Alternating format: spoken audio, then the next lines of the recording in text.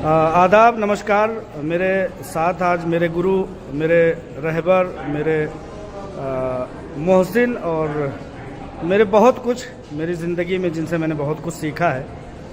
आज all India Mahila empowerment party national president Alma doctor Nowhera Shaikh के program में शिरकत करते हुए मैंने सोचा कि इस लम्हे को कैद कर लिया जाए और इस लम्हे को महफूज बना लिया जाए और सर का उस नज़रिया पर उनकी राय ली जाए, उनके तासुरात लिए जाएं कि दरअसल महिलाओं पर काम करने का आज कितनी ज़रूरत है और डॉक्टर नोहरा शेख जिन मामलात को लेकर के आगे बढ़ रही हैं उसकी समाज में आज किस कदर ज़रूरत है। सबसे पहले तो मैं आपके दर्शकों का अभिनंदन करता हूं। हज़रत मोहम्मद साहब सल्लल्लाहु अलैहि वसल्लम के ही ज़माने में जो उनकी पहली पत्नी थी हज़रत खातीजा, उस स्थिति पे भी अगर दुनिया की महिलाएं आ गई, माताएं बहनें आ गई, तो भी जो है एक बहुत बड़ा मुकाम उनको मिल जाएगा।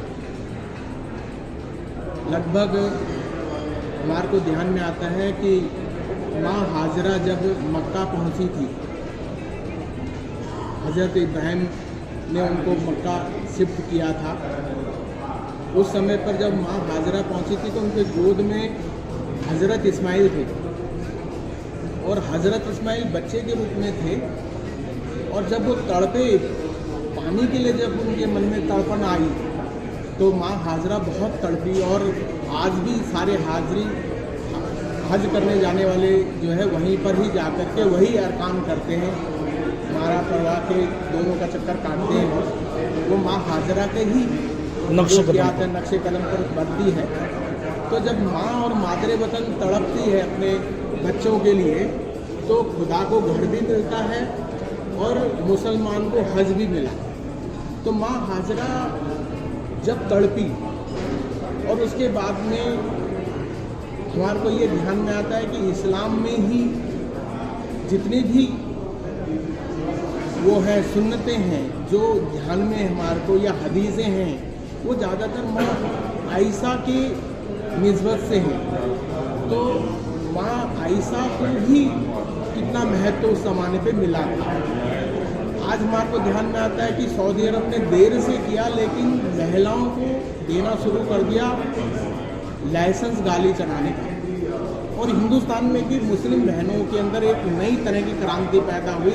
जब CAA के विरोध में खड़ी हुई बहनें तो हमने उसका विरोध नहीं किया, क्योंकि कम से कम वो अपने पर्दे से तो निकली बाहर, अपने घर से तो निकली, अपने हुकूक के लिए लड़ी, तो हमने उसको अच्छा समझा।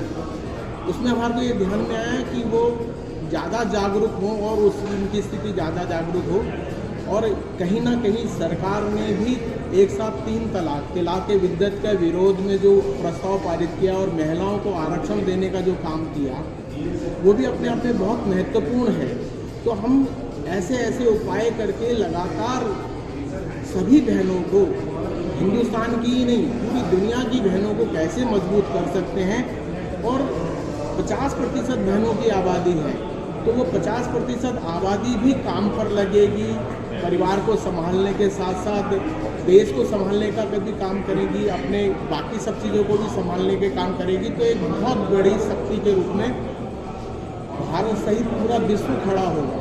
तो ये जो नोहरा शेख जी ने महिला सशक्तिकरण के लिए जो पार्टी बनाई है एक महत्वपूर्ण कदम है और इस कदम को हम लोगों को आगे बढ़ाना चाहिए। और इसके कारण से क्या होगा कि जो बहनें वोट नहीं डाल पाती, क्योंकि हमारे देश में जमहूरियत है, लोकतंत्र है, तो लोकतंत्र को बढ़ावा देने के लिए 50% आबादी अगर वोट नहीं डालेगी तो वो लोकतंत्र अधूरा लोकतंत्र रह जाएगा। लोकतंत्र को पूरा करने के लिए हमारे को बहनों को भी आगे बढ़ाना पड़ेगा और बिना सहयोग लिए हुए, बिना सहयोग उनका तब मिलेगा जब उनकी सहभागिता बनेगी। तो सहभागिता से ही सहयोग बढ़ेगा। ऐसा एक भाव के साथ में ये पार्टी काम करे। हमारी शुभकामनाएं नोहरा शेख जी के साथ में। बहुत बहुत शुक्रिया सर। ये थे गिरीश जोयाल जी, मुस्लिम राष्ट्रीय मंच के कौमी तंजीमी कन्वीनर। आपका मैं बेहद शुक्रगुजार हूँ।